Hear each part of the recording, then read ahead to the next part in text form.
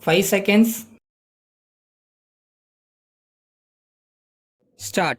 Ladies and gentlemen, I deem it an honor and privilege to be with you all here this evening.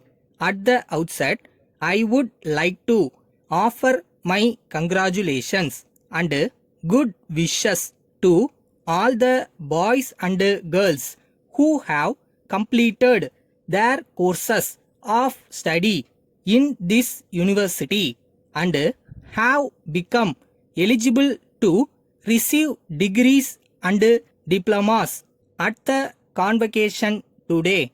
Now, the purpose of education is to help an individual to grow in accordance with his abilities and aspirations so that he may be able to render active and useful service to the community and the country.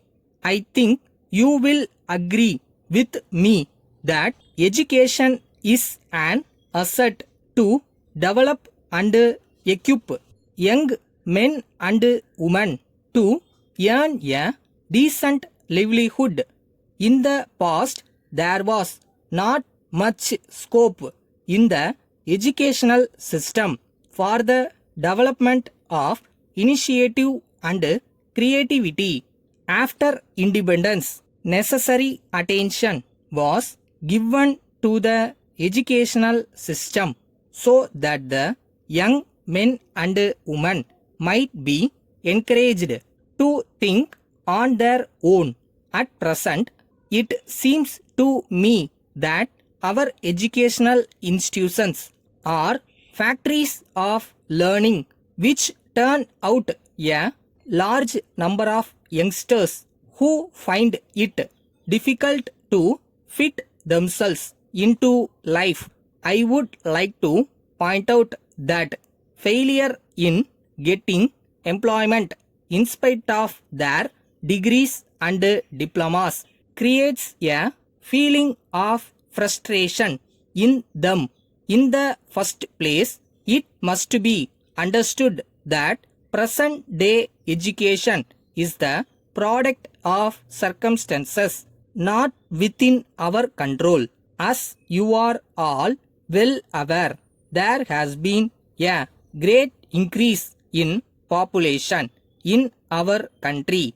In order to meet the needs of the student community, the government have to set up more and more educational institutions. Even though education is an important activity, the government cannot pay all its attention to it alone.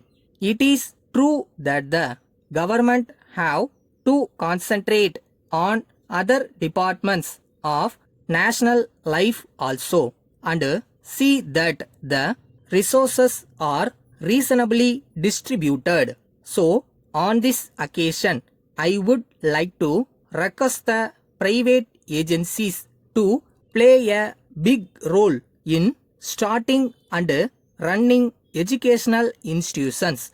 Further, common people must realize that education must be in accordance with the abilities of young men and women and that all of them need not go through the same type of education in their own interest and in the interest of national progress. These are the state of affairs of our present educational system.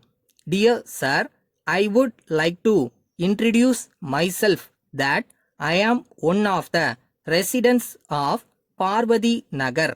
The said locality has been developed by a private body seeking approval from the different authorities of government. This locality consists of hundreds of residents. Primary and middle schools are also being run by the municipal corporation. The municipal corporation authorities have also opened primary health center.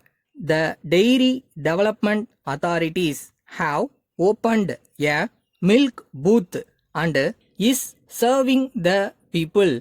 It is surprising to note that the electricity department has not taken any part in serving the people of this area. There are more than 300 residents without the supply of electricity.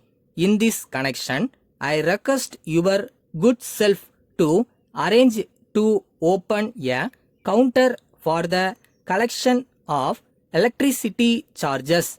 At present, the residents are paying the electricity charges in the other locality, which is too fair. I therefore request you to open a counter and oblige yours faithfully.